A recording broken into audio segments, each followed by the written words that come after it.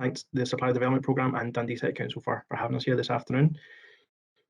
Firstly, as well, I would like to apologise. I know today was supposed to be aligned live tender training. Unfortunately, the tender hasn't been published. The documents have been created. We're just waiting on a few final comments from our legal services, which I'm expecting over the next couple of days. And then once we receive that, we'll then get it published. You'll be able to access it. Today, I'll tell you as much information as I possibly can before the tender is published. Okay. So first of all, Scotland Excel, who are we? So we are a centre of procurement expertise for local authorities. We're established in 2018, and we work with councils in a number of ways. Just seeing a bad line there. Is the sound coming through okay for everyone? Is there a bit of a delay? It's a tiny wee bit jittery. It wasn't like that earlier today, so I'm hoping that it'll settle down. Keep going for the moment, Craig. I think it will settle down. Thank you. Okay, no problem. Thank you. So we work with councils in a number of ways. One of our core services, which relates to this event, is developing national collaborative framework agreements within Scotland. We cover contracts for a vast range of services, including social care, construction, roads, transport, environment, corporate, education, and ICT products and services. We work with the councils to determine what their needs are, and then they help us to build the actual tender ITT. We publish tenders on behalf of all 32 local authorities, plus associate members as well. So examples of our associate members would be housing associations across Scotland. Our frameworks are also used PUC, which is for the universities and colleges. NHS can use our frameworks as well, and as well as Scottish Government. And for a full list of who our associate members are and who has access to our frameworks, please visit our website. So just to give you a bit on the wider context of public sector procurement in Scotland, as you can see, the Scottish public sector procurement actively falls under three categories. So category A, which is national procurement, and that would be carried out by Procurement Scotland. Category C, which is local, so this would be an individual procuring organisation, such as a single council, a university or a health board. Category C1 there, that's regional. That would be a collaboration at a local level. This is usually between 2 or 3 councils.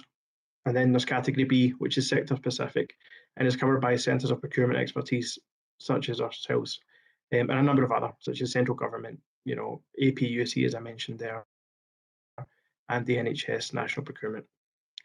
So at Scotland Excel, our role is to unify some of the procurement activity, while at the same time making the opportunities accessible to suppliers. To the same extent it would be if you were seeing opportunities locally.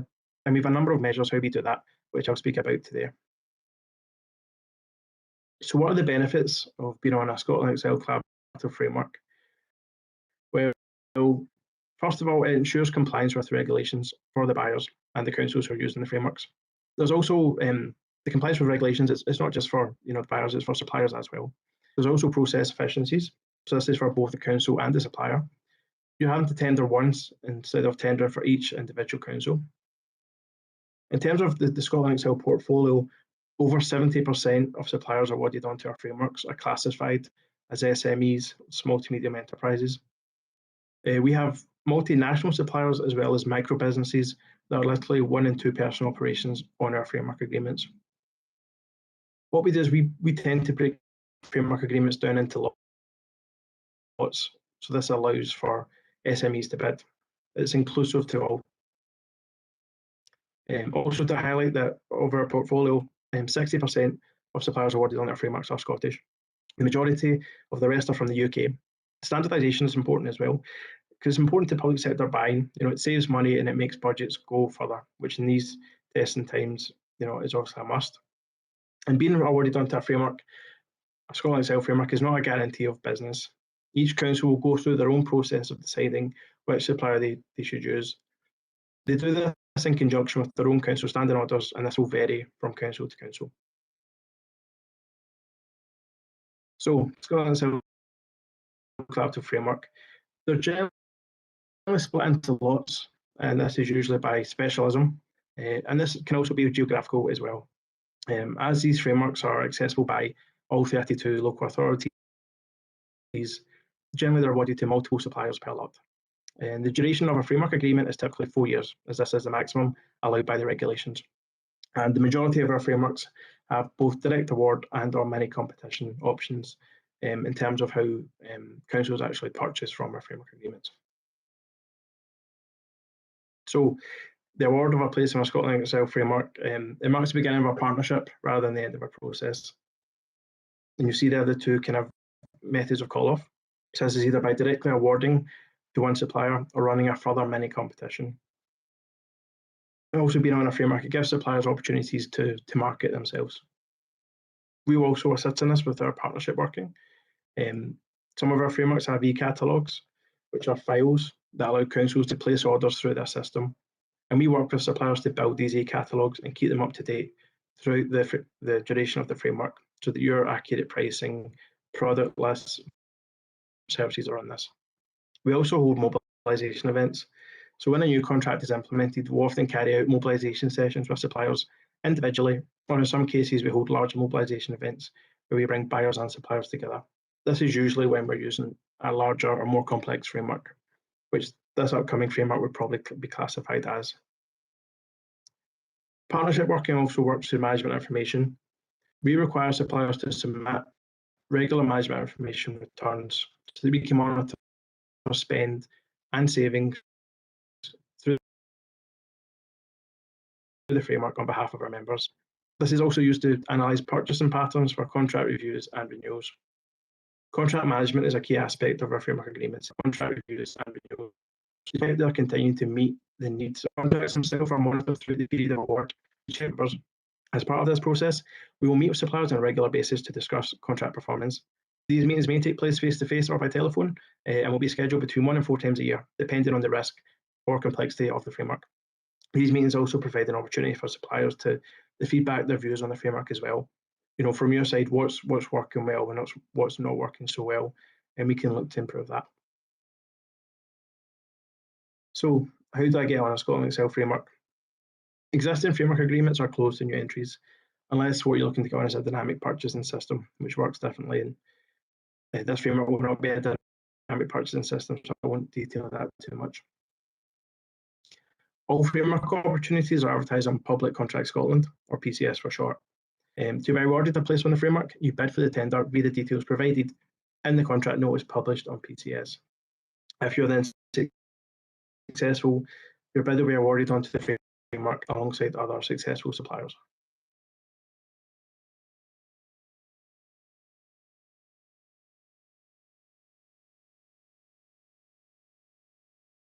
Okay, so there's two mediums what we use to advertise and then publish our tenders. This is how we interact with the market throughout the tendering process. So first of all, Public Contract Scotland, which is for applicable notifications and supporting information. And then there's Public Contract Scotland Tender, or PCS tender for short. And that's what we use to administer the tender documents through the ITT, which is the invitation to tender. Try to cut out my acronyms this afternoon. So these are two separate portals hosted by different organisations. Both are subject to individual registration. In order for you to fully participate, you should appropriately register and use both.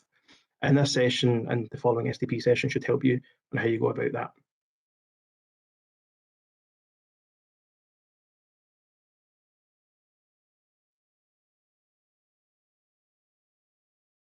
Sorry, my slides are sticking a little bit here.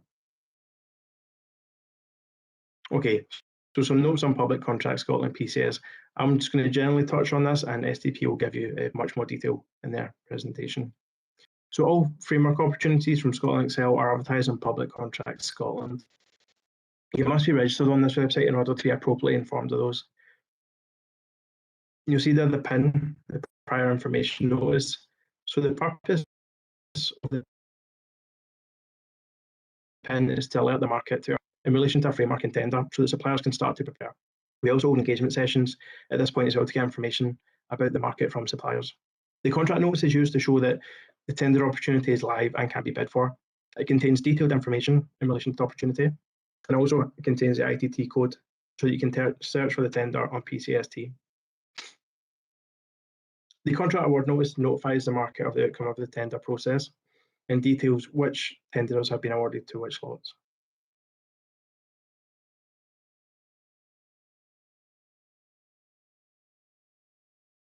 Okay, so preparing for an invitation to tender or PCS. If you haven't already done so, we'd encourage you to immediately register on Public Contracts Scotland. Access the PIN, which is available through this link, which will be shared afterwards. Ensure that your account and notifications are appropriately set so that you are alerted to the contract notice once it is live. Once the contract notice is released, it will contain fuller information on the framework opportunity and details how to access and respond to the tender via PCS tender. So the contract notice will include a lot more detailed information than the PIN. It will have things such as minimum standards required, insurances, things like that. It will also detail commercial technical weightings and a full list of the lots available in the tender.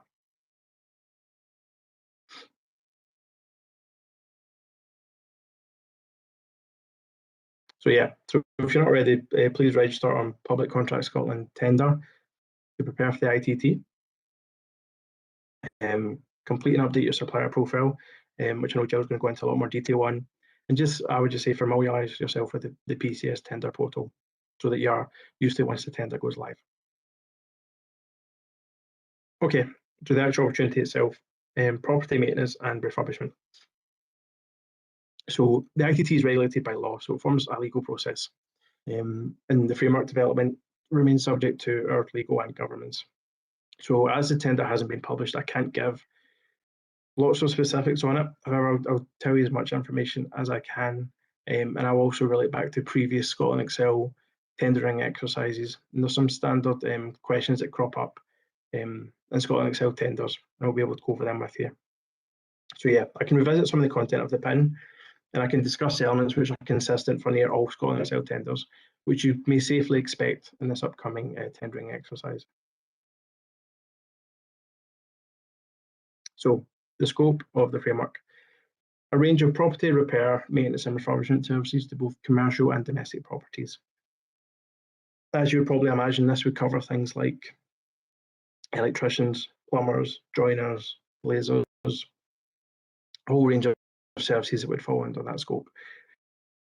And again, the full law breakdown will be included in the contract notice so that you can look at this before you access the tender documents. In terms of users,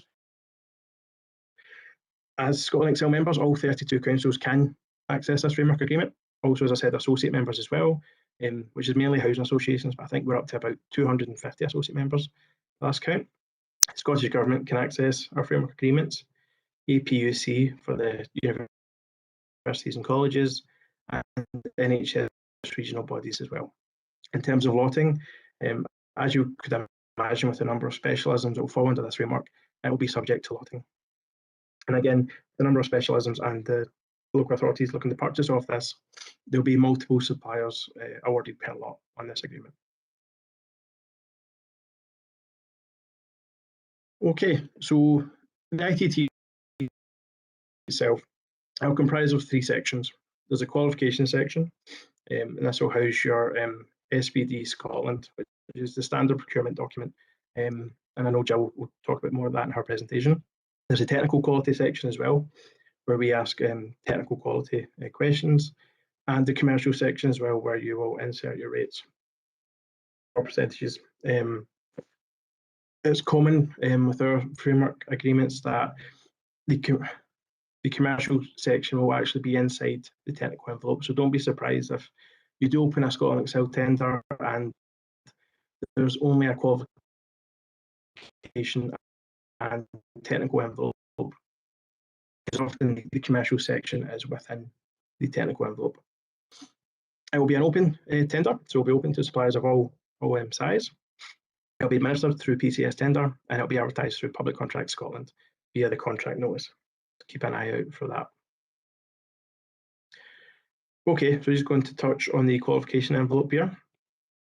So the qualification envelope, as part of the SPD, will ask that you have or can obtain the minimum standards as set out in the contract notice. So tenders must confirm that you already have or commit to obtain prior to the framework agreement actually starting the levels of insurance compatible with what's in the framework contract. And you'll be asked to provide evidence of this cover in form of the following. So usually a copy of this insurance certificate or a letter from your tender's insurance broker confirming the insurances have been arranged on your behalf. This is normally referred to as a to who main concern letter and includes kind of some of the details of the policy, the date the cover begins and ends, and the extent of the cover, and any exclusions. And I'll talk about when we ask about this later on in the request for documentation. But those are the three main types of insurance that we ask for as part of our tenders. And again, all levels will be stated in the contract note, so you'll be able to see what the minimum requirements are before you access the tender documents. And yeah, just that note at the bottom there. So the levels of insurance asked for in the contract notice is to be awarded onto the framework. Individual councils may request an increase to the minimum level of insurance when they're carrying out a work order under the framework.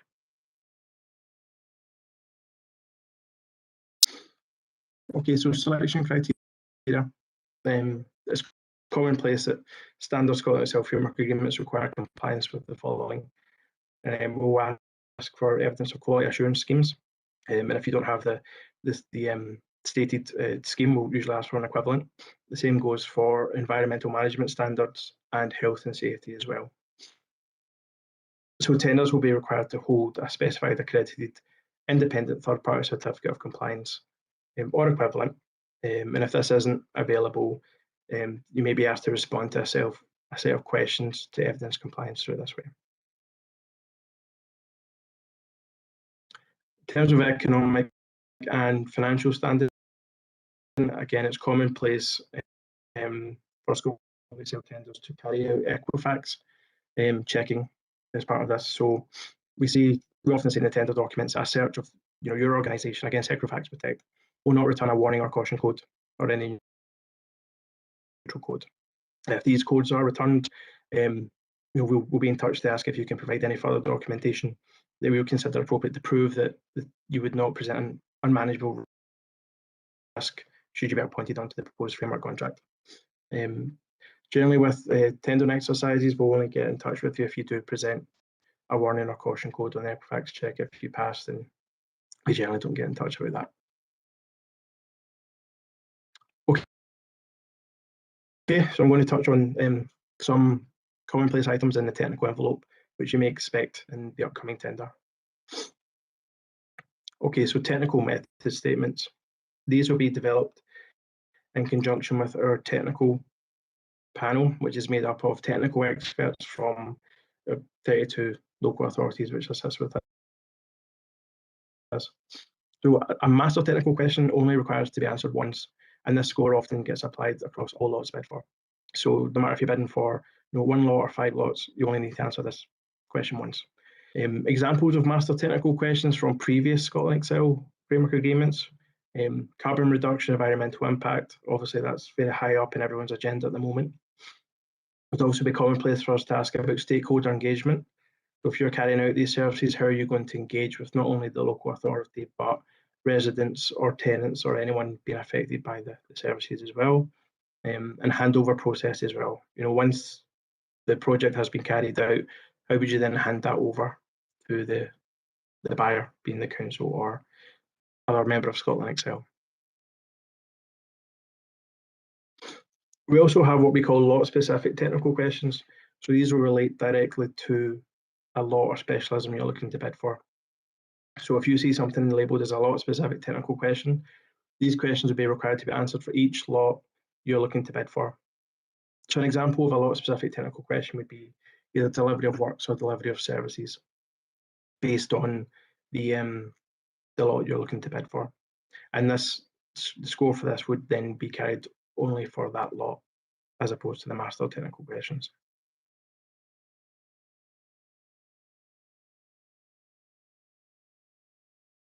Community benefits. So this is a standard approach for Scotland Excel tenders. we ask them to demonstrate their commitment to providing community benefits through the framework agreement. Community benefits, it just means it's providing a means of achieving sustainability through public contracts. And we at Scotland Council are committed to maximising community benefits from frameworks for works, goods and services. We feel that community benefits should improve the economic, social or environmental well-being of council areas across Scotland. And we usually tie community benefits into spend with a specific local authority area. So this is commonly a scored element of a Scotland Excel tender in the technical envelope. Tenders are usually asked to confirm acceptance of Scotland Excel's community benefits approach, which would usually be found in the buyer attachments. And this attributes to community benefits. This attributes community benefit points to specific spend thresholds. So if you meet a specific spend threshold under the framework, it would then trigger a certain amount of community benefit points to be delivered within that local authority area. And if the spend threshold is met, meets with the council to discuss which community benefits they can deliver within the local area. I guess common examples of community benefits would be if you could provide work experience in that local area, maybe a training session, or sponsorship is very popular as well, especially as to like sports teams and things like that. There will be an example list of community benefit outcomes provided in the tender, but just to stress, this is not exhaustive. We want to allow for innovation. The main thing about our community benefits approach is that it gets councils and suppliers together to discuss how they can best improve the local area. Fair work first, as again commonly asked in our tenders. This used to be called fair work practices, but now it's been termed fair work first.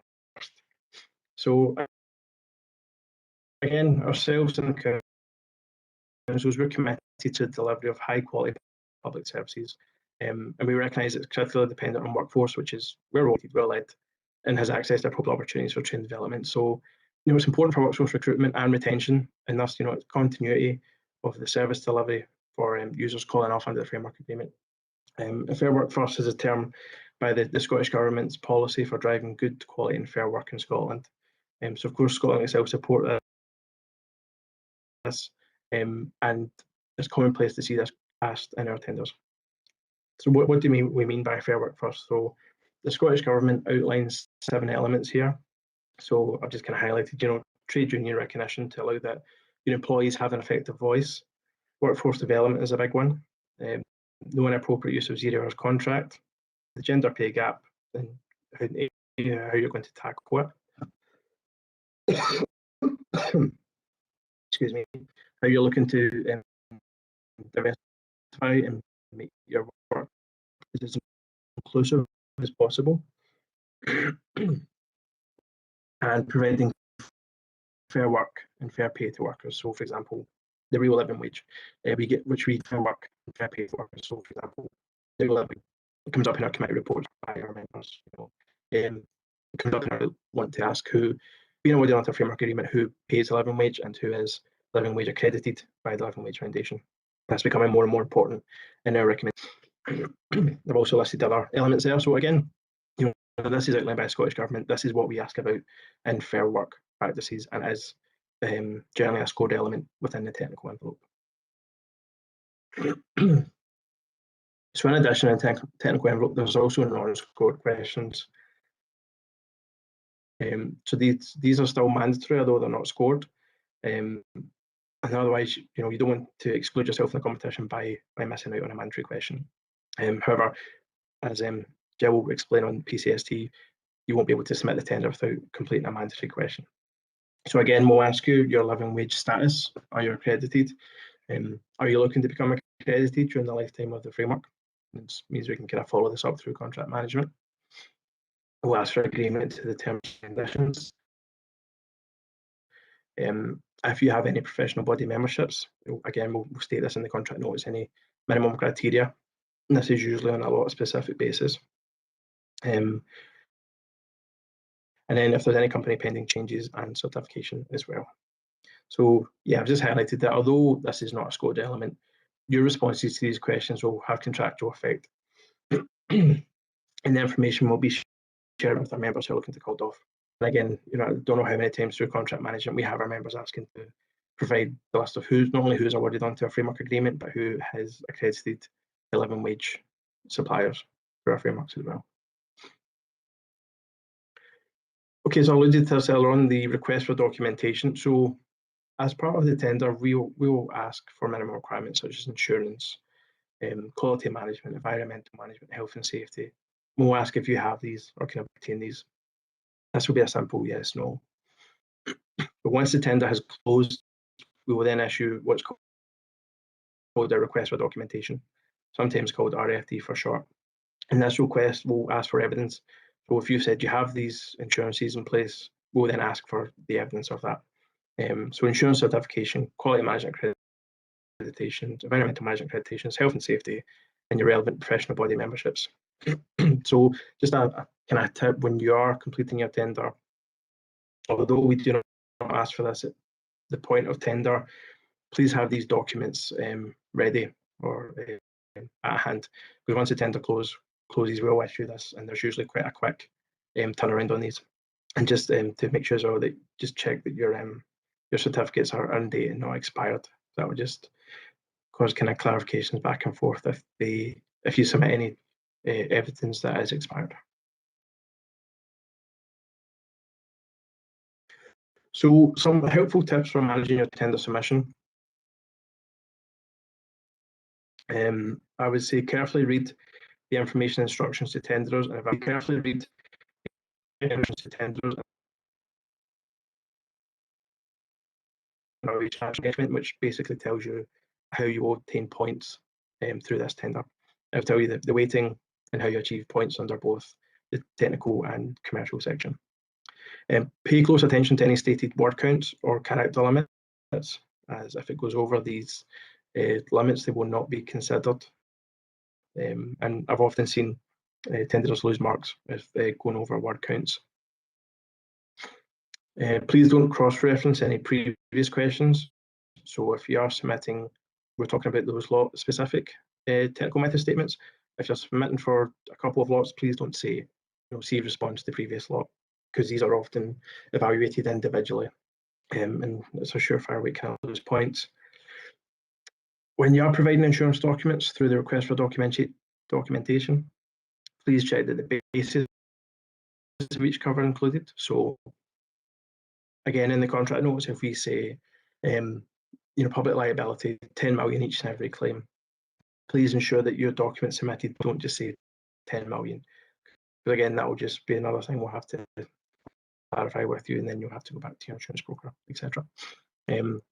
Consistency of company name is very important. So please make sure that the company name you put on any document, such as declaration to tender, no collusion, any documents we ask you to sign, please make sure that your company name and number matches that which is on Companies House. Again, it just stops us kind of going out and clarifying it. Speaking of Companies House, please make sure that if we do ask you to sign any documentation, that the person that signs it has relevant authority to bind the tender. And by that we mean that they are registered as a director on Companies House.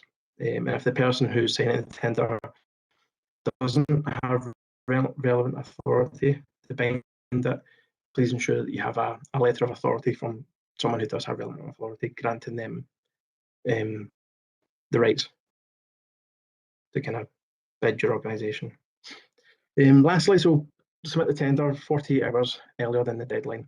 This is to ensure that if there are any kind of system issues or anything on the day that you have your bid in, I'm sure SDP will kind of follow up on this, but you can resubmit after and it just kind of overwrites your previous one. I would also like to highlight that there is a messaging facility on PCS-T. So once the tender is released and you do have a chance to familiarise yourself with the documents, if you have any questions, please drop it on the messaging board. We will respond to you. If it's something relevant to all tenders, we will share that question and response with everyone. We won't share who sent in the question, but we'll share the question and their response so that everyone is on a level pegging. Okay, so this is the revised timeline for this. We're hoping to publish the tender by the end of this month, tender close the end of September. And then we're taking our recommendations through to our exec subcommittee, which is made up of elected members from our 32 council, and that's in December. And we're anticipating that the framework will be live and can be called off from the 1st of February next year. Okay, thank you for listening. I'm now going to hand you over to that Jill. you'll be using. Obviously, Craig's done a bit of an introduction to that. There's been a lot of information so far, and I'm quite conscious that some of the people bidding might be a bit nervous, obviously, of this whole approach and doing things electronically. So the way that I'm going to do the presentation is through a series of slides initially, but largely with screenshots. So you'll be looking at more or less what you would expect to see. And the reason for that is once we're done, as Fran mentioned, you'll be able to get the slides so that literally as soon as the contract notice is published, you can then actually use the slides for a step-by-step to remind yourself. I've been on training before and it's all very clear within the minute, and as soon as you get distracted, there's maybe elements that you want to refer back to. So all of that will be available. As I say, don't worry too much. It might look a lot on the screen, but I can certainly confirm we've got plenty clients who, once they get started to use the systems, can get quite to grips with it. And obviously, the more of you within your organisation that's helping out, the better. So, sorry, I'm just going to go back to the agenda here. So I'm going to start with Public Contract Scotland, just very quickly show you how to register and how to watch out for the contract notice if perhaps you haven't registered for the PIN, or if you want to now go in and register for that prior information notice as well. I'll move on fairly quickly then to PCS tender, and that's really where the kind of meat of the instructions is going to come. How to register, very straightforward. Particularly then how to find the documents and open them all up ready to get started. We're going to take a look at completing the response. I can't give you all the answers, obviously, but maybe just give you some guidance in terms of the approach. We'll cover messaging, very, very important, how to submit, and then a couple of things that Craig introduced about the request for documentation, how the mini competitions work after the award. So quite a lot to get on with. I'll try and not speak too quickly. You can shout in the chat if you're not hearing too well. So Public Contract Scotland, in Scotland we're very lucky, so any public sector tender will be publicised through this publiccontractscotland.gov.uk. Any of you, and I'm assuming probably quite a lot of you might be registered already, but you can set up email alerts to hear about opportunities, you search for subcontract, and it's really a way of the Scottish public sector making sure that every tender is as open as possible for everyone to bid. So getting set up, this is what the Public Contract Scotland home site looks like. Just move this across here, and on the right hand side is your register button, and you're going to register as a supplier as opposed to a buyer. The registration process brings in a number of forms, all fairly straightforward. Most of them just asking sort of basic details about your organisation. I'm just going to stick on my slides here as well, Fran, for some reason today. There we go. So I won't go through these in any particular detail. There is a question here which asks if you're third sector. So that means if you're a charity or a social enterprise. And there is another one, I think, up at the top here, a strange regional thing called a NUTS code. But that's just a drop-down list to see which area your business is based in.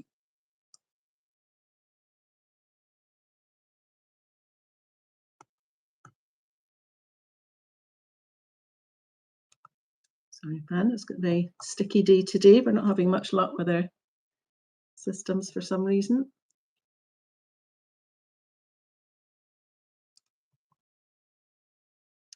Okay, so when it comes to finding the notice, there's a couple of ways you can do that. Obviously, as Craig's mentioned, I don't know the answer, Craig, actually, whether it's an automatic, but it sounds as if it is fairly automatic. If you've registered for the PIN, you'll get it. If you've set yourself up with an alert and certain keywords, there's a good chance you'll get it. But to be absolutely honest, really, over the next week or so till the end of the month, I'd be coming into PCS every day, really, just to do this one here, the search for buyer. So you click on that, you type in Scotland Excel and click on the bottom for search buyers, and it'll come up with this. This is a live link here for the Scotland Excel buyer profile. And that really just makes sure that you've got a definite process, if you like, for seeing when the notice is published. So a couple of things here. The arrow's pointing at the current contract notice, but in fact, if you haven't registered for the prior information one, you'll find it under this tab here, the future contract notice. Otherwise, as you're going in over the next week or so, if you click on the current contracts, it'll tell you what's available, ready and open now. So in this screenshot, it's not showing, but obviously it will show, and ideally it'll be fairly close to the top with, I think it's repair and maintenance will be in the title. You'll be able to see fairly obvious which one you're looking for. These are all links, so you would click on the live link there. And this will take you through to the page that has the view the notice. So there's a couple of things to look at here. We're still on the PCS, Public Contract Scotland system, but you can see already in this blue box, there's some instructions that are going to take you through to the PCS tender, this second system that we're going to have to do the actual submission of the tender on. Before you do leave this page though, I'd encourage you to read this tab here, the full notice text. Maybe particularly if you're not sure, maybe, you know, when the lots come out, will there be a lot covering my sort of trade?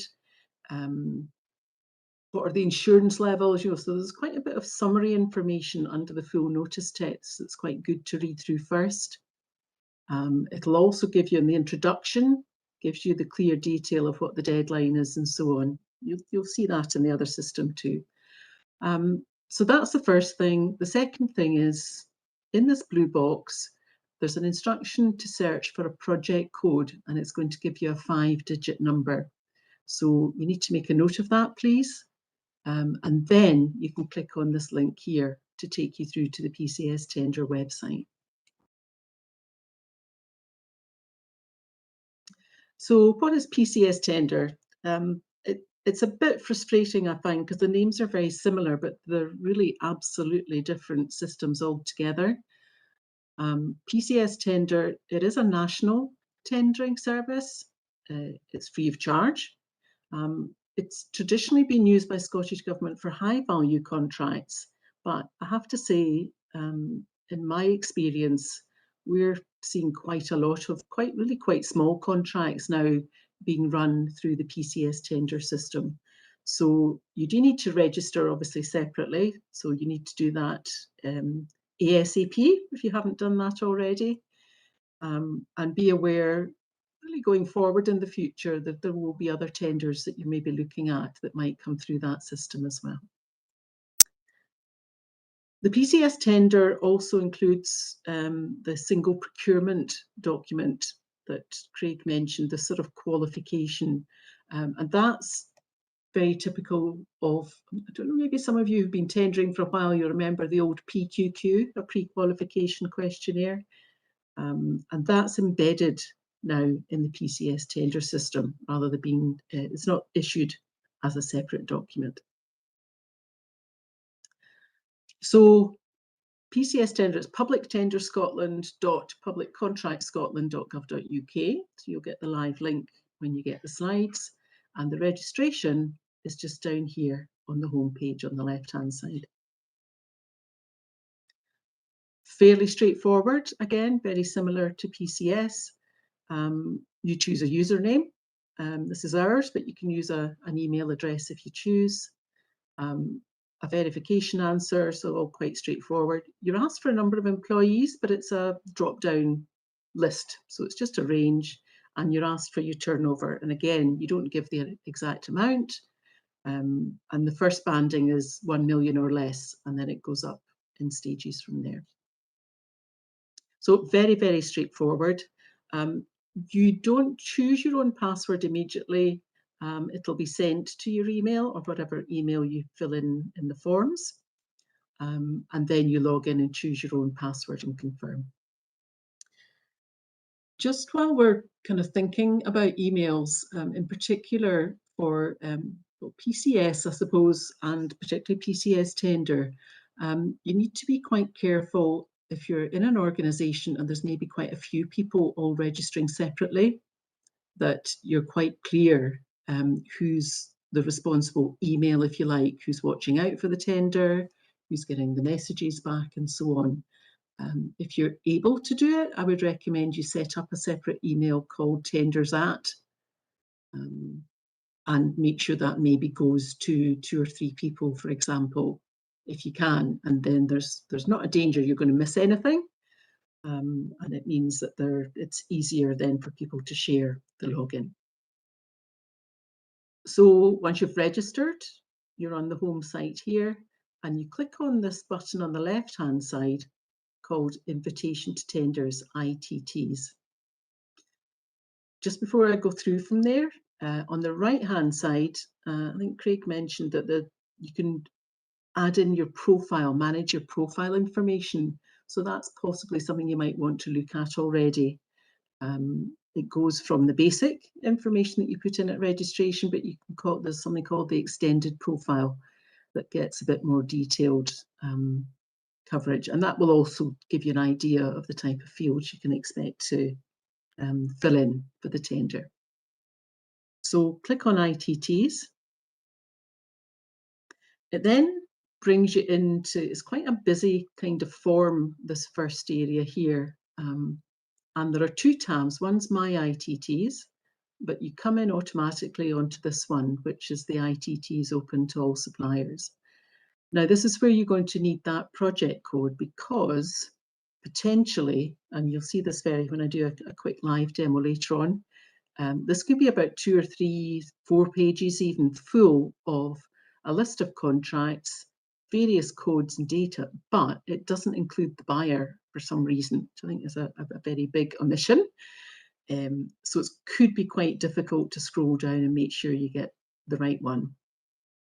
So what they've got at the top here is a little filter box. If you click on the arrow, you then get a choice of options for filtering. Choose the project code. There's another box in the middle where you can click down and choose contains, and then you type in the 5-digit code, and then the search box is away over here on the right-hand side. So it sounds a bit fiddly, but it's otherwise you're literally going to be going through possibly pages of contract links looking for the one that's relevant. So when you do that, the relevant one will come up. Again, it will still not say Scotland Excel, but it will say the right title. If you click on that, you'll then get to another screen, and the first layer of getting in is this button here to express an interest. There's another button here which I use all the time, I have to say, if I'm looking at tenders. And what this does is to give you a PDF of the whole tender questionnaire, qualification part, the technical part, the commercial, and so on. I find the screens can be quite hard work going through, particularly if you're not used to it. And sometimes it's quite nice just to get a PDF, look at that separately, even print it off if you want to discuss it as a group. So even before you express an interest, it's possible to get that printout. If you express an interest, there is another step which I haven't shown here, but you have an instruction at the top which asks you to, do you intend to respond? And you've got to click on that, because if you don't do that, none of the rest of the forms are going to open up. So express an interest, intend to respond, and then finally that's you into what we call the summary page for the tender. Obviously this is another example, but you'll get the ITT, the title of the invitation to tender here. And there's two tabs, one with the ITT details and one with the messages. So we'll come back to the messages a bit later. So at this point, there's some information on the settings. So that will give you deadlines. Importantly, it will give you a deadline for submitting messages or questions. So beware, because that will be at least a week before the deadline. That's maybe a question for Craig actually, but I think generally it's that you get a week before. Some people put it a wee bit earlier. So you don't want to miss that if you've got things to ask. So settings, important, hugely important buyer attachments. And almost, to be honest, even before going into this My Response area, you need to be clicking on the attachments and downloading all the documents. This one has just 4. I've seen someone published just, I think, last week with about 27. If it's a very complicated, perhaps not a framework, but maybe a big project with lots of diagrams and drawings and so on. So we'll come back and show you what buyer attachments looks like, but it literally is just some folders, and there's a possibility to download all the documents.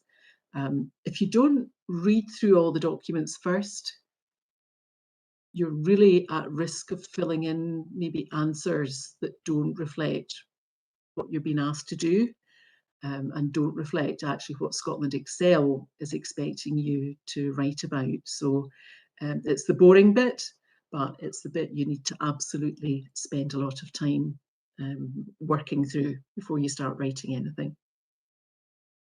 My Response, when you click on it, brings up here, it's what we call the envelopes, so qualification, technical and commercial. And I think from what Craig says, you'll probably find that the commercial is tucked in with the technical one, so you might just see the two. Associated users you can use to allow other people in your organisation to be on the portal at the same time as you. I don't use it very often, I have to say, but it's in bigger organisations, it's quite handy. So you've got your 3 envelopes, and each of these is a live link that will take you then through to the different sections. So the qualification response, this single procurement document, it's something that's been around for quite a few years now. It's standardised to some extent. It looks really, not complicated, but it looks really lengthy on the PCS tender system. But in fact, I quite like it because it's much easier to fill in than a Word document, or some people use Excel. So when we get into that, I'll show you it in the demo. Part 1 is all about the buyer, so you don't fill anything in. Part 2 is about us as the bidder. Mostly, again, contact information type of organisation.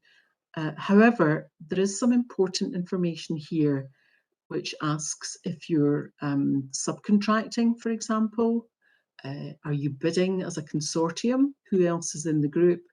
And this funny terminology, your reliance on other entities to meet the selection criteria. What that means is when you get to this part here, it might be, and it's not the case for Scotland Excel, but I'm looking at one this morning where there's been a minimum turnover set, for example. And if you can't meet that, you might team up with another entity and use their turnover to help you reach the threshold.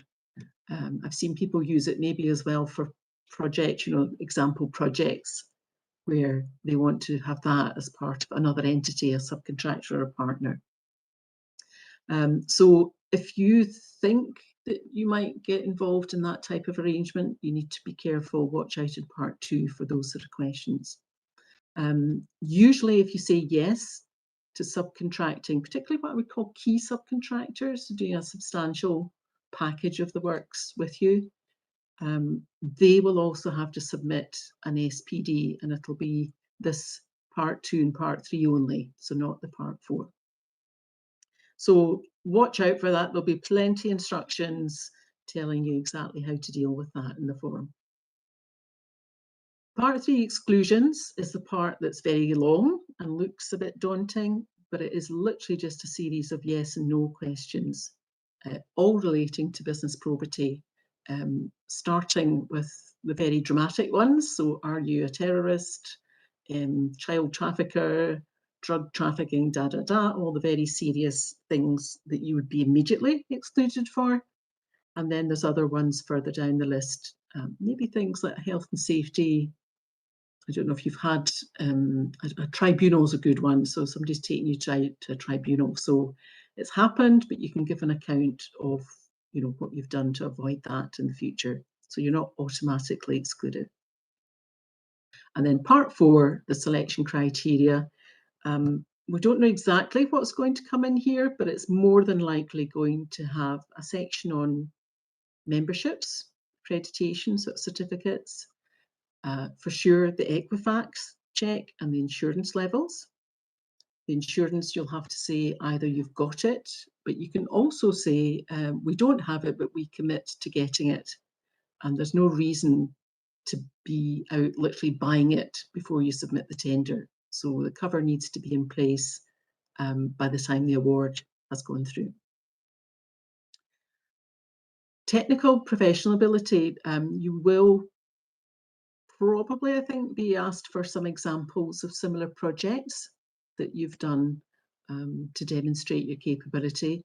And that will include projects by you and possibly your subcontractors as well. Beware that in this section, it's still a kind of pass-fail question. So you've got to really make sure that you do a good account of your projects. You'll be asked about value, duration, who the client is, and that means not just the client name, but a kind of referee, a sort of named person, email, and so on. But in the description, don't just have like 1 or 2 lines. You need really a substantial sized paragraph, I would say, like 1/3 of a page at least, confirming. So say you were doing a lot for joinery work, what joinery services you provided, what type of premises you worked on, occupied, void, what materials you were using, any key performance indicators. So there's really a big long story potentially that you could tell for each of the projects. And you can already start to be preparing some of that information just now. Some buyers ask for staff qualifications and training detail here. And again, sometimes sort of company registration elements as well. 4D is very important, again, raised by Craig, and this is where you're asked for if you have externally audited systems for quality, health and safety and environment.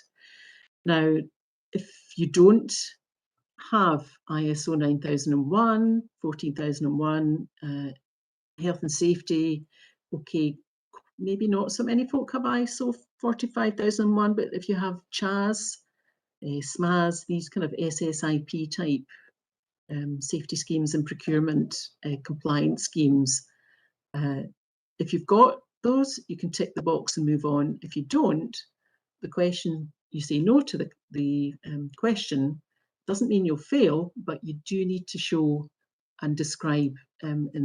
Initially in the SPD, you'll just be describing what you have in place. So there's a text box with about 2,000 characters. Under quality, these are the kind of areas that I would expect you to be talking about. Policies, customer feedback, complaints. This one here, the quality control measures, is definitely a good one to work on. We would tend to present that as a sort of table. So in a walk through the job, for example, what are the different stages of a job? In the next column, what kind of checks do you do at each stage to make sure things are done properly? That can be things like checklists to make sure something's done, an inspection by a person or a system that somehow checks things, tracking systems, anything like that. And to some extent, you might see also who's responsible for that and what you do if the quality isn't up to scratch. So you can do quite a nice table there, even without having ISO, that would give a good account. You don't necessarily submit it initially for this stage, but you need to be prepared to submit it maybe at a follow-up request for documents. Staff training can be important for quality as well. So any technical training, CPD, I don't know, sometimes with like clients in trades areas where they get visits, from manufacturers or equipment reps, that kind of thing, who'll do sort of training, quality training and so on. So the quality management system, quite a lot of people, if you don't have it documented, it's a really good idea to start thinking about that. Health and safety, again, have a look through these sort of areas here. Make sure you've got them all in place if you don't have some of the systems. And environmental systems, probably the most challenging one, I would say. But you do need to, regardless of your size, have a think about an overall policy. Please consult the Supplier Development Programme website, by the way, because they've got fabulous resources in this area. Fran will be able to tell you more about that. You might need to have done a sort of impact analysis, so have a list of the areas where you make an impact and what are your kind of measures. What are all the things you do in relation to energy, water, fuel use, site waste is another big area, site waste management plans. The terminology that you'll see in the Scotland Excel tender and a lot of public tenders now is circular economy, which is all about the kind of zero waste, reusing, if you like, so not keeping everything within a kind of circular system, and also net zero, so carbon net zero.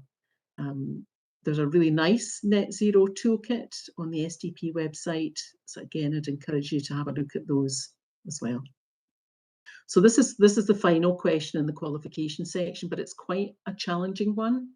But if you put some work into it, then it's going to stand you in good stead for other tenders that you're working on.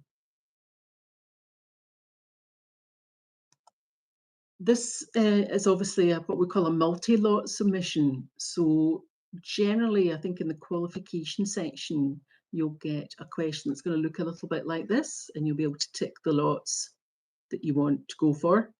You can go back and change that if you want, but it will affect maybe which of the technical questions you see or don't see. So just be sure that you've ticked really all the ones that you think you generally want to go for. You'll also get at the start of the technical section a question on what we call ability to serve or to service. And this is where you'll get a list of all the local authority regions. Something to think about is obviously if it's a 4-year framework, you might say, oh, well, we're currently covering the Stirling Council area and that's that. But remember that over 4 years, you might be expanding and you might want a wider kind of Forth Valley type coverage or so on. So don't necessarily be too narrow in your choice. The other point is if you're on the framework and you've ticked the box for whatever, another area, it's not obligatory that you, if a mini competition comes out or a direct award, you're not obliged legally to take up the work. You still have the option whether or not to take it. And then there's some questions, as we've seen, obviously common to all lots, and there'll be some specific to each lot. And that kind of makes sense. If you've got questions on, I don't know, something like plumbing, if there's a separate lot for something like scaffolding, you can imagine there might be a few more very specific technical questions in some of each of these really that would apply only to that lot. We've been reassured by Scotland Excel they're trying to keep everything as simple as possible, so hopefully we won't expect to see masses and masses of questionnaires that you might see in other tenders. So these are the areas that Craig's already covered, and the sort of things that we would typically see when it comes to lot specific. You might be asked about your resources. So people, equipment, don't forget about systems. So if you might have like workflow tracking systems, anything else, that's important as well. Quality comes back into the technical area here again, as well as being part of the qualification side. And health and safety. The qualification form tends to be all about what you're doing just now, or sort of backwards looking. The technical questions, it's very important to remember, it's what will you do? So don't answer, we've got this, we've got that. It's very much for this contract, we will deliver this way, we'll have this team, this equipment. So it is quite a common mistake made in tenders not to pick up on that kind of future aspect. The formats and the PCS-T system looks a bit like this. You've got all the different numbers. The red asterisk there means it's a mandatory one for the system. So if you don't fill that in, you press submit, it'll come up and say, sorry, you've not filled in X, Y, Z. You will have some questions where you'll get this character box. It's 2,000 characters. You can't do anything in terms of formatting particularly. You can just about get away with some bullet points. I would tend to sort of do something in Word and then cut and paste it in. Otherwise, it does tell you how many characters you've got left to use. Probably more common is this format here, though, where you're clicking and you've got to attach a file with your answer written on it. The instructions will be here. In general, you'll get an instruction, maybe not against each question, so be aware of that. Anything to do with word limits and so on might appear at the top of the technical section on the screen, but it'll also be in the attached document, so it's another good reason to get those read early. Another very important point on PCS-T is this little paperclip icon. And if you see that, it means that there's a document there. So you need to double click it, download it. It might be a template you need to fill in. I've also seen some where it's an actual kind of more detailed instruction on how to fill in the question. So staying with these technical questions, because these are the ones where you're going to get the score. And typically, we're not sure what the weighting will be for this, but if it's, I don't know, 50-50 price, then for your 50% score, you need to read that evaluation document and also look at the questions.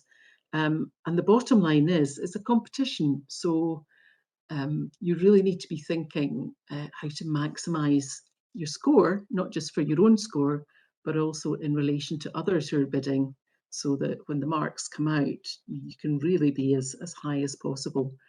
And I will just say again, it's not all about being the biggest company. I've seen some very lazy tenders in from big companies who've lost loads of marks.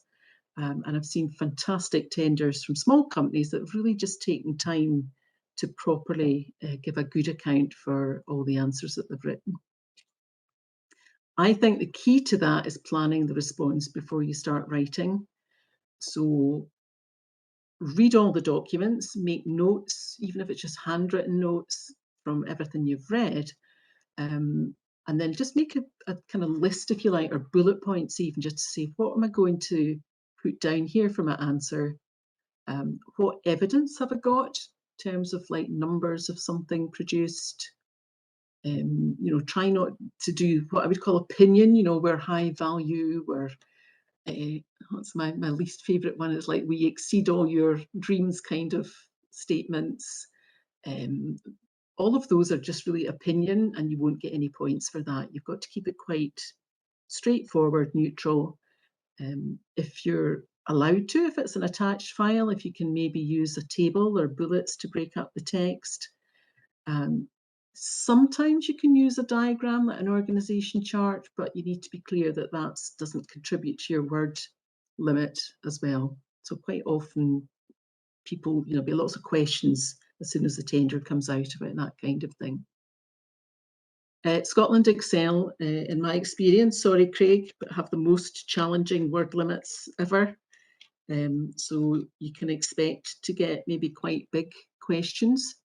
with lots of sub-questions, and on some occasions maybe just get 400 words or so to fit in all the answers. And if that's the case, you probably will end up doing kind of bullet point type answers, or what we call sort of note form, so not big long flowing text, because you'll run out of space very quickly. And on these multi-question questions, it's absolutely crucial. You need to cover all the points. It's very easy to maybe miss one or two out, but you'll directly lose score, obviously, for that. Don't refer, as we've covered already. Don't include web links, so nobody in the evaluation team is going to be heading off outside of what you've written on the form to look at anything else. And when you're attaching documents, just make sure that you include your company name. And to be honest, good practice, I would also include the name of the tender, the date, and so on, company logo, that sort of thing. The commercial section detail, clearly, we don't know yet what it's going to look like, but typically in this type of contract, there'll be a schedule of national rates, SORs, sometimes the terminology, and rather than you giving an actual rate, you might be asked to propose whether you want to bid a percentage above or below the specified rates. You might get different rates allowed for different sort of types of work here, particularly like public holidays, weekends, and so, and sometimes separate rates for kind of what would you call it, an ancillary service like security or something like that. You'll probably see something that might have rates, a separate kind of schedule, a separate part. It'll be in a spreadsheet, but maybe on a separate tab. And you'll be asked for perhaps day, half day per mileage rates for some of the equipment, maybe waste disposal.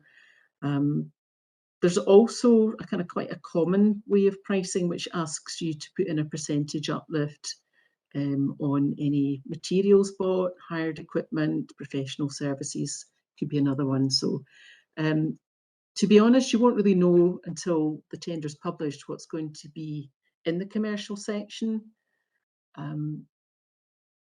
Doing it this way with a percentage uplift, sometimes it avoids a few issues. I've seen some where they literally give you a schedule of, I don't know, like 100 items.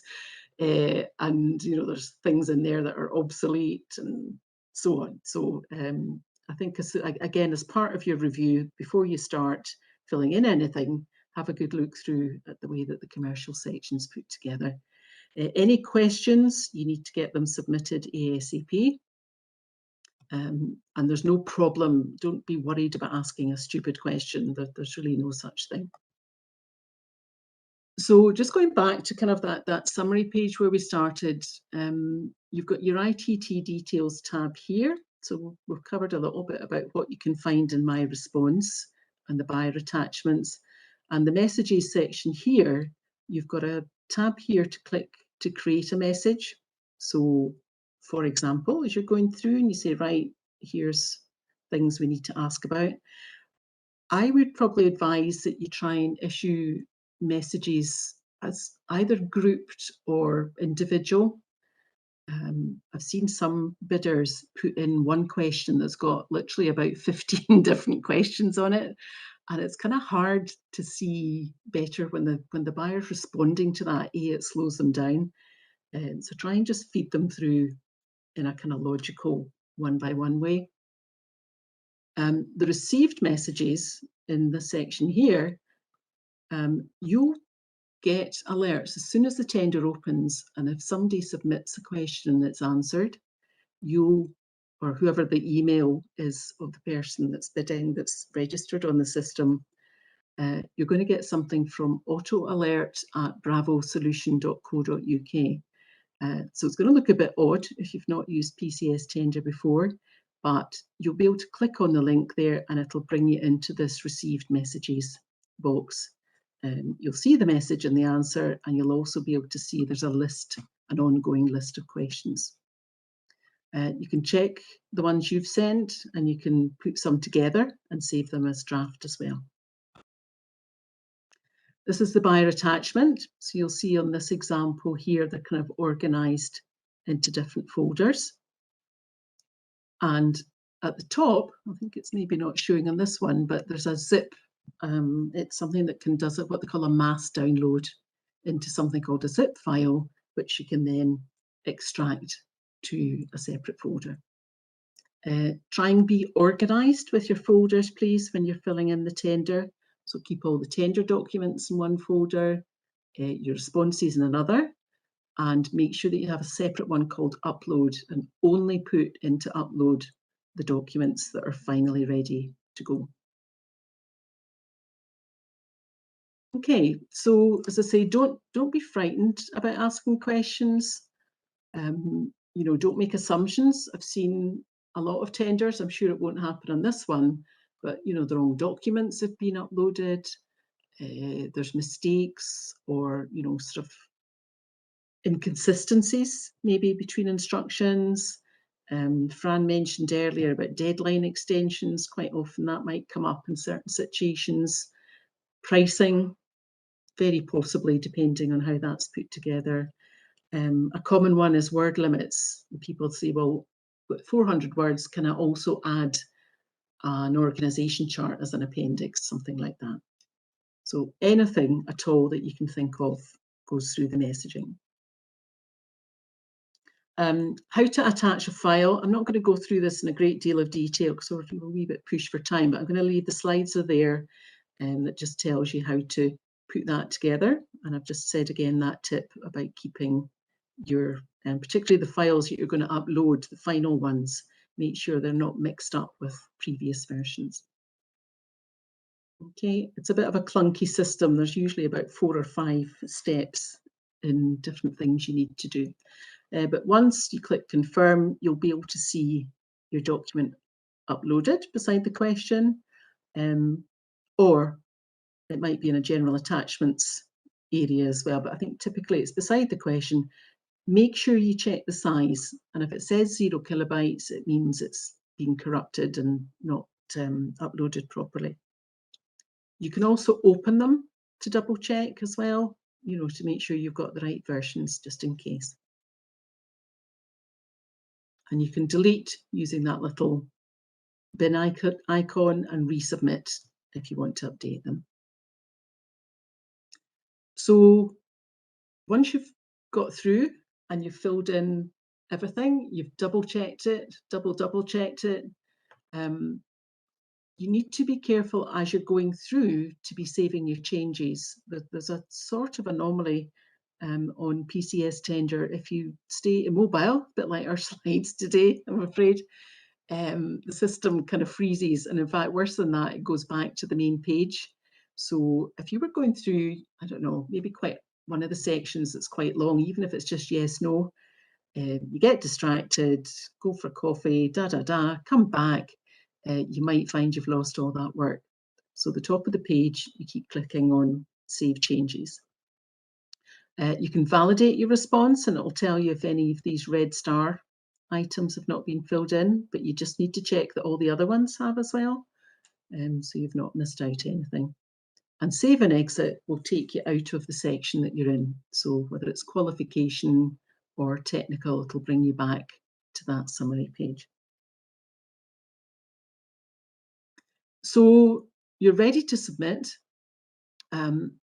There's something you can do beforehand, which is this 3 dots, and it gives you another opportunity to get that printable view that I mentioned right at the beginning. I like to do this because it gives me a PDF record of everything that's been completed on the questionnaire. It can be handy for future reference anyway. You can still come in after submission and see what you've put in as well. But I would do that first and then click on submit. If you do that by mistake, even when you're first looking at things, don't worry, it'll kind of ask you to confirm. But even if you've submitted what you think is a final one, you've done it a few days, hopefully, before the deadline, but you suddenly remember something, or I don't know, maybe you get an updated insurance, something happens and you want to change it. It's very straightforward to go in, make the change, keep the changes as the instruction, and then resubmit again.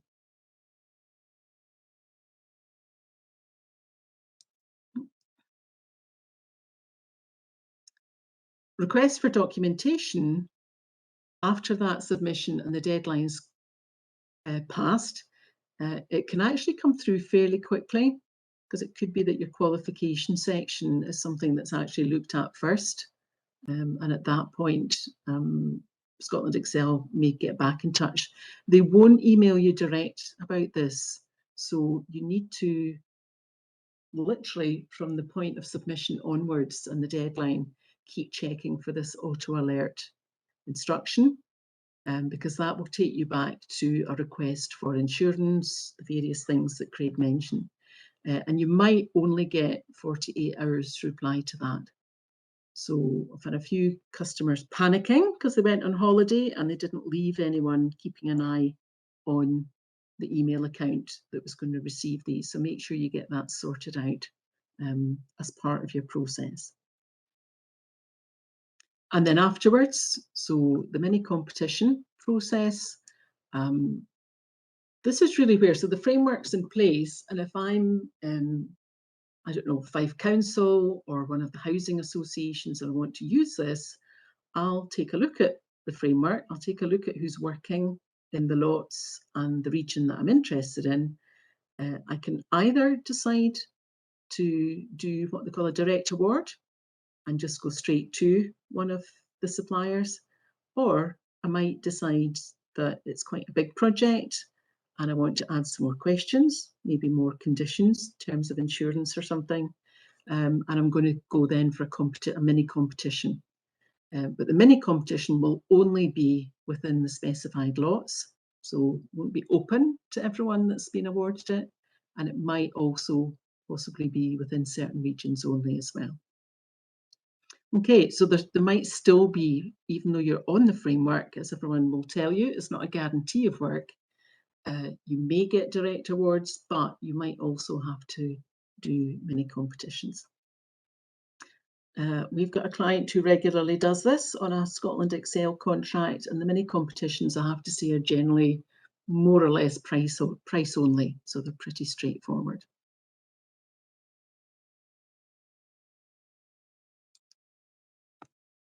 Okay, and then there's technical support links for both the systems. Actually, when you're on the systems, there's phone numbers, and I would tend to use the phone numbers and just go through. They won't help you answer the questions in terms of the content, but they will help you if there's any of the tabs not working, something about the system that you don't understand and it's not working properly for you. Okay, I'm going to stop sharing just now, Fran, and just go back into the so that feels quite a lot because we've had to just do it screen by screen, but that you're going to have these slides that hopefully you can use once the tender is published to help you either register or work your way through the system, because it's not a great system, PCS-T, but once you kind of get used to where everything sits, it's actually not as bad as it looks on the screen. So we're back to Public Contract Scotland, kind of where we started. That's the search the buyer tab once you've done your registration and so on. And this is where you would put in your Scotland Excel. Don't worry, I'm not going to go through the whole of the slides again online, but just very quickly to show you. So this is the link. That's the future contract notice. So that's all the different pins that are out. I think the one that we're looking for might be on page 2 or maybe page 3 even by now. Yes, this one here. So that one, I'm guessing, Craig, you can still go in and register an interest. Otherwise, you're keeping an eye out and just go in really from either today onwards or whatever and click on the current notice. So that's all that's showing just now. So there's nothing, if you like, nothing to see, but if there were, you would click on that. I think this one. And you'd get this kind of banner here. And that's the project code that you want to keep an eye on. And that's your tab with the full notice text. Okay, so if I just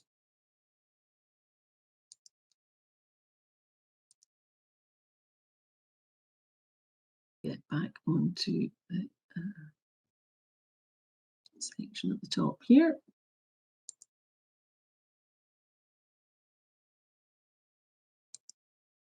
So this is PCS tender. So again, you register as a supplier here. I'm obviously registered, so it's come straight up. Sign in, manage my profile is where I can go in and fill in some of the background information already. Otherwise, ITT is where you would click to get the documents. So this is us. Again, I find these screens very poor because it doesn't make it very obvious where you land, but you're on this one here, which is open to all suppliers. And this is where that filter box is. So you can pick project code, it contains, I'm just going to put in the project code from this one here, just to show you how it works, 22023, and then click search. And then it's come up with this one result, and that's a live link. So if we've gone through to that, it's going to ask me to express an interest. I'm doing this kind of safe in the knowledge that I can express an interest, I can download all the documents, and it's absolutely fine. So if you want to play around with the PCS tender system, there's absolutely no problem in going through the exercise and just maybe picking off a few to have a look at and see how they're structured. In this case, I'm just going to go back one, try and get rid of this. Here we go. So I'm going to go back to where I started with my ITTs, because this is where, once you've registered, expressed an interest for something, it falls into this box. So you can see that one there that I just clicked on. I'm going to show you this Napier one because it's reactive maintenance, so it's a little bit similar. Some of you might already be bidding for this one. Tells me the response is still to be submitted. It tells me the deadline. So click on this. Now I've already been into this document, so it's not asking me whether I intend to submit a response, but you would get that obviously interim stage. That's your online questionnaire. Some people fill the questionnaire in Excel and then upload. I don't, I have to say, because if you make even the slightest change to the Excel sheet, it might not match when it comes to uploading it. So I kind of steer clear of that. That's the 3 dots for your PDF. And this is the ITT tab now. So the settings, the buyer attachments. So for Napier, that's about 15 different documents. So you can see possibly there's things, we haven't really mentioned this before, but there's a number of what we would call certificates. So a form of tender document, freedom of information, those are things which you need to sign and scan, and probably there'll be a space to upload them. All of those instructions will be in the documents. Terms and conditions, you need to read those carefully, particularly pricing, how long you need to hold pricing for, and so on. Sustainability code of conduct. There's the pricing schedule. So probably there'll be something similar on the Excel once you need to download those. There's one for each lot.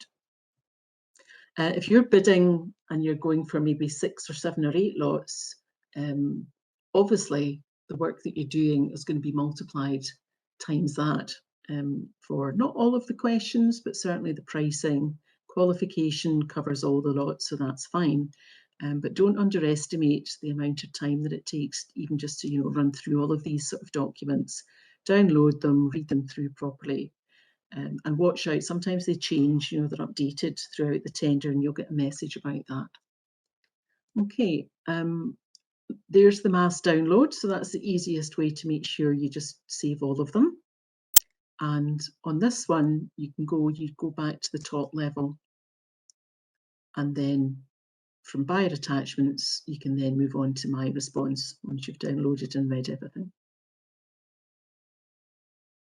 Okay, this one has the 3 envelopes. Qualification. So again, it's going to be a mixture. Some of it's instructions, enter a date. The supplier response guide, by the way, is just the guide on how to use PCS tender. So it's just a kind of yes, no, and add a date. And then you go into the single procurement document. So again, quite a bit of instruction to read through. And then because I've bid before on the system, you can see all my details for tender already filled in.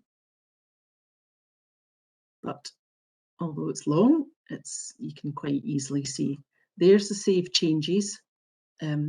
Annoyingly, they've now changed it. So if you click on save changes as you go through, whereas it used to leave you where you were, it now puts you back up to the top again. So you need to scroll down and remember where you were when you clicked save.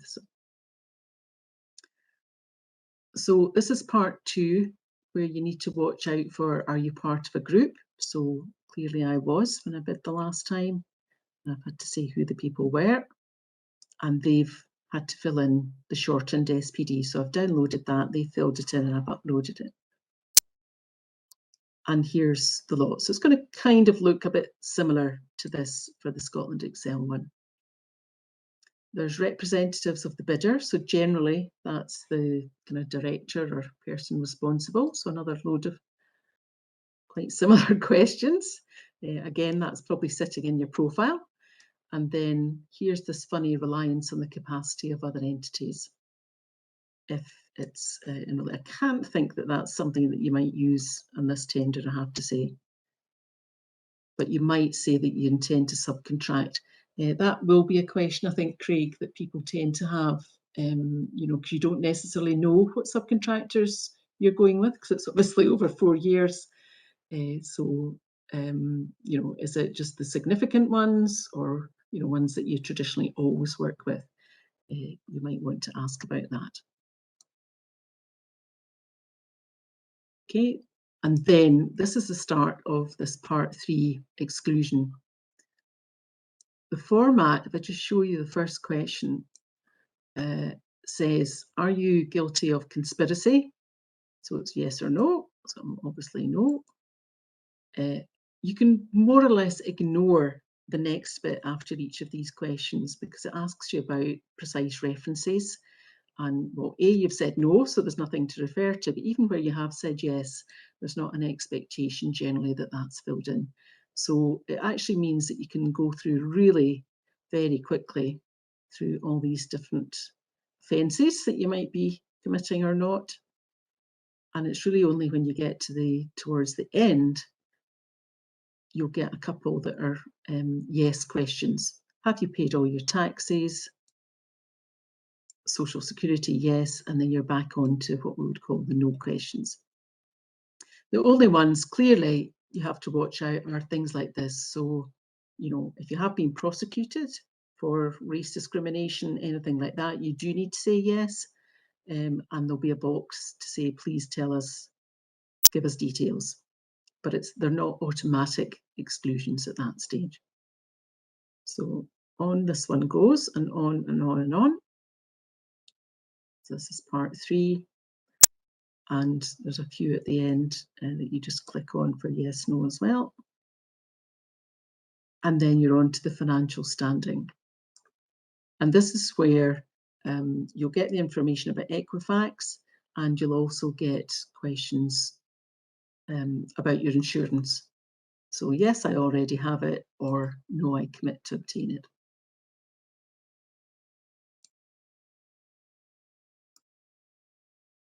Okay, and at some point, I think probably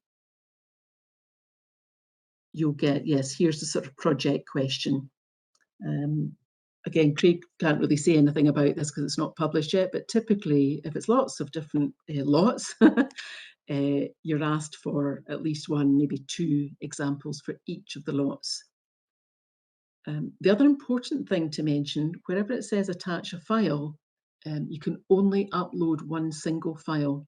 So in this case, either you're going to have 1 document with all the example projects on it, or if you've got lots of separate documents, you're going to have to put them together in what we call a zip file. I'm given SDP a few slides that tells you how to do that if you're not familiar with creating a zip file. So if you watch out, you should get those at the end of the session as well. There's a concluding statement at the end where it's literally just type in name, and then save and exit.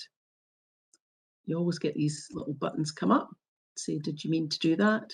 Okay. And it brings you back.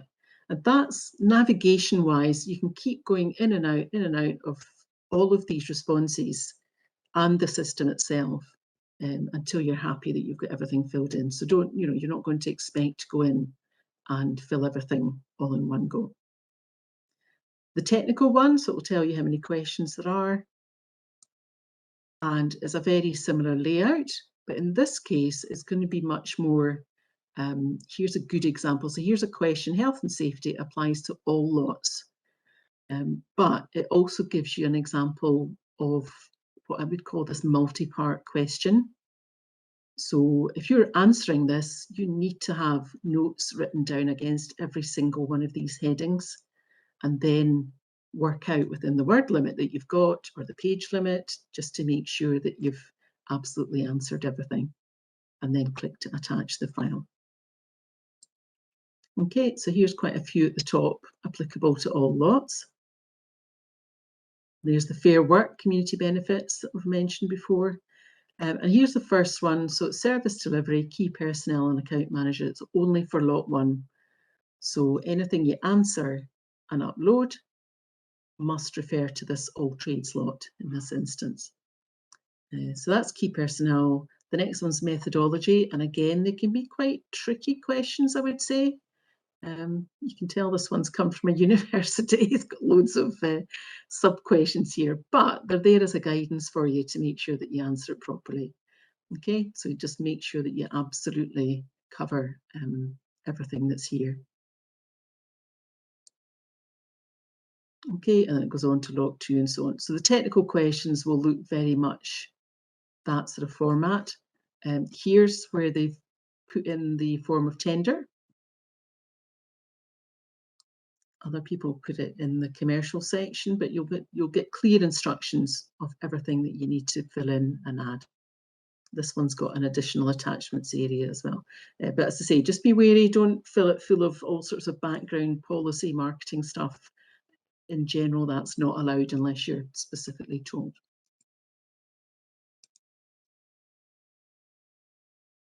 Okay, I'm not going to go into commercial in this one. I'll just very quickly finish off with the messages. So I'm going to look at the received messages first. And it's telling me I've got 4 that are not read yet. This is an approach that some people use. So they save up all the questions and then answer them and issue an advice note, which is okay, but then you have to wait ages sometimes until somebody actually waits to publish all of those. Much better, I think, is when everything's answered just one by one. And all of these you can open up and clearly, this one it's giving you the answer but not the question. I think Scotland Excel would tend to give you the question and the answer. Okay, but you can very easily then check on all the different messages that are there. And to create a message, again, I'm not going to go into that, but very straightforward. Fill in the details. Don't add your name or your company or anything. Keep it anonymous because it's going to be circulated on. Submit the question, and then when you see sent messages here, I don't think I'll have any on mine, but it usually gives you details here of what you've sent and whether the buyer has opened it and whether they've replied. So it's quite a good way to keep track. Okay, that's me, Fran. Sorry, a bit of a dash, everyone, for the last section there. It was perfect, Jill. Thank you so much.